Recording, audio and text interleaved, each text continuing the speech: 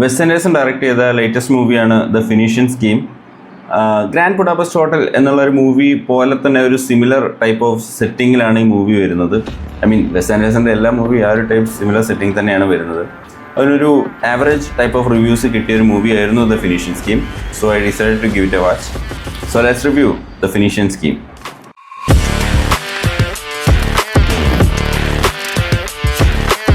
Grand Budapest Hotel കണ്ടവർക്ക് അറിയാം എങ്ങനെയാണ് ഒരു Wes Anderson style of movie making എന്നുള്ളത്. ഒരു ഡ്രാമ സ്റ്റേജ് പോലെയാണ് അവർ മൂവി സെറ്റ് ചെയ്യുന്നത്. അതായത് ഭയങ്കര കളർഫുൾ ആയിരിക്കും, ഒരു സെറ്റിംഗ് പോലെ, അല്ലാതെ വലിയ ലൊക്കേഷൻസിലോ അങ്ങനെ വെച്ച് ഷൂട്ട് ചെയ്യുന്ന ഒരു മൂവി ആയിരിക്കില്ല. സോ ഈ സിനിമ വരുമ്പോഴും അതിൻ്റെ ടെംപ്ലേറ്റ് സെയിം മോഡൽ തന്നെയാണ്. ഈവൻ ആസ്പെക്ട് റേഷ്യോ വരെ ആ ഒരു മോഡൽ തന്നെയാണ് വരുന്നത്. കളർഫുള്ളാണ്, കോമഡി ആണ്, കുറേയൊക്കെ ആ ഒരു രീതിയിലാണ് മൂവി വന്നിട്ടുള്ളത്. ഒരു വെസ് ആൻഡേഴ്സൺ സ്റ്റൈലിൽ തന്നെയാണ് മൂവി ഒരുക്കിയിട്ടുള്ളത്. ഇതിൻ്റെ സ്റ്റോറിയിലേക്ക് വരുമ്പോൾ അത്യാവശ്യം ഒരു ഇൻട്രീഗിങ് സ്റ്റോറിയാണ് അബൌട്ട് എ ബില്യണയർ എന്ന് പറയാൻ പറ്റില്ല, അതിനേക്കാൾ മോർ ട്രില്യണയർ മേ ബി. സോ അത്ര റിച്ചായ ഒരാൾ ഒരു ബിസിനസ് നടത്താൻ പോകുന്നതിൻ്റെ കഥയാണ് വരുന്നത്.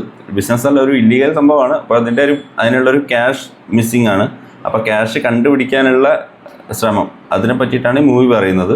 പലരെയും മീറ്റ് ചെയ്യുന്നതും അതൊക്കെയാണ് കഥ പറയുന്നത്. അത്യാവശ്യം ചിരിക്കാനൊക്കെയുള്ള സീൻസ് പടത്തിലുണ്ട്.